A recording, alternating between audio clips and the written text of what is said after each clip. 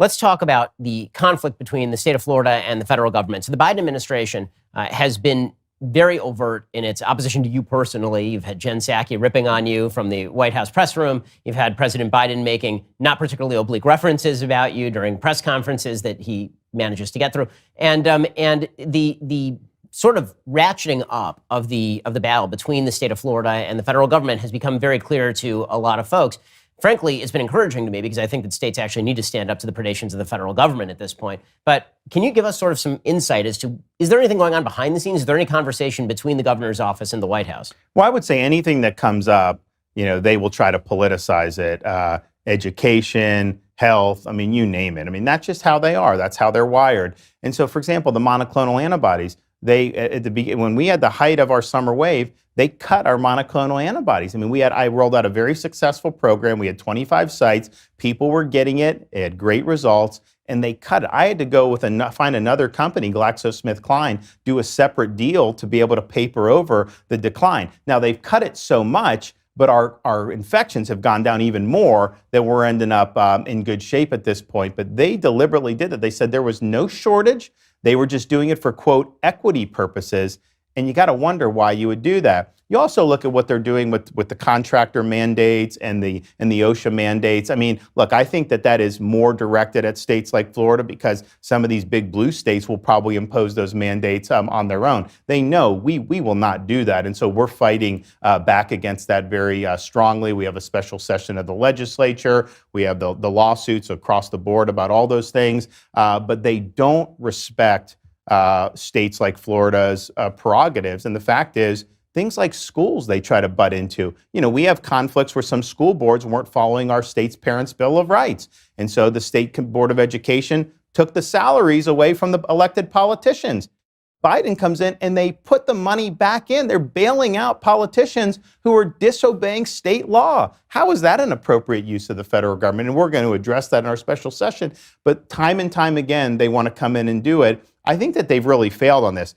Cutting the monoclonal antibodies went over like a lead balloon in Florida. Their obsession with forced masking 5-year-olds has not gone over well. I think most parents look at it now and they understand kids are doing well without this and they need to be able to do that. And so I think it's not worked for them, but I think this is just their viewpoint. Biden is not really tethered by the Constitution. I think he's got a lot of radical elements in his administration that push him to do certain things, and I don't think he has the wherewithal or the leadership ability to say no.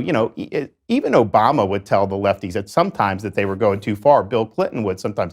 Biden's not doing that. He just doesn't have the capacity to do it. And so they're really pushing him in a direction, I think, that is very dangerous for the country and quite frankly shows his presidential candidacy was a fraud because he said he was going to unite the country. He demagogued Trump on COVID. He said he would shut down the virus. That hasn't happened. And he said he would unite the country. And in fact, on policy, he's been the most divisive president of my lifetime, more divisive than the other Democrats even that have been in office. So let's talk about Biden and his presidency for a second. So President Biden obviously is really deeply underwater at this point. His poll numbers look really bad. They're in the low 40s, maybe high 30s. His vice president is somehow even worse off, despite the fact that she's been completely absent from the national scene while not visiting the southern border. And this administration seems to be in a bit of disarray. But as you mentioned, they keep doubling down on this policy. And as they keep doubling down on their policies, it seems like core to that policy is attempting to cram down national mandates on states. So what tools do you have as a governor of a major state at your disposal in order to hamper that? So take, for example, the vaccine mandate. So they're trying to cram down this vaccine mandate, which essentially forces all companies with more than 100 employees to either vax their employees or test them once a week or fire them. And they're trying to do this via OSHA. It's unconstitutional. Our company has filed a lawsuit in the Sixth Circuit Court of Appeals about that because our headquarters is over in Tennessee. But what sort of tools do states have at their disposal to resist the federal government when they go this far? Well, I think we have legal tools and legislative tools. So the legal tools, we've sued as well in the 11th Circuit. You have the great Fifth Circuit decision that came down for the stay. I think that's probably going to stick, which will be great. But we're also having the legislature come in and provide substantive protections for employees in the state of Florida. No one should have to choose between their job and this jab. If it's something that's good for you and you want to do, that's fine, but you shouldn't be forced out of work. And then just think about who this applied to.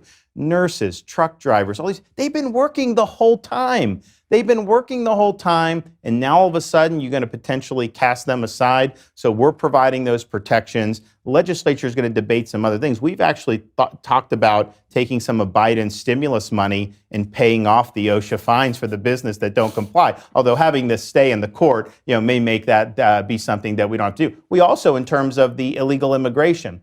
So he's got a massive border surge that he's invited because he basically overruled Trump's policies that were working. And so I sent people in June and July to help Governor Abbott. And my guys in Florida, they're interdicting a lot of these guys. Now, if they had drugs or they were trafficking, they'd get arrested and Texas would take them. But if they were just illegally crossing the border, our guys would turn them over to the feds. The feds would just release them, or they'd put them on a bus or something like that. So we're looking from a defensive posture in Florida. If they're dumping people in the middle of the night here, I want to be able to have an opportunity to do that and maybe transport them elsewhere. We also are looking at maybe penalizing the contractors who are facilitating, which is effectively violations of federal law by transporting people who are in the country illegally. So we're looking at all of those. And of course, we're suing Biden on his catch and release policies as well. They don't even really publish the policies. They just kind of behave recklessly and to try to avoid any type of judicial oversight. But I can tell you,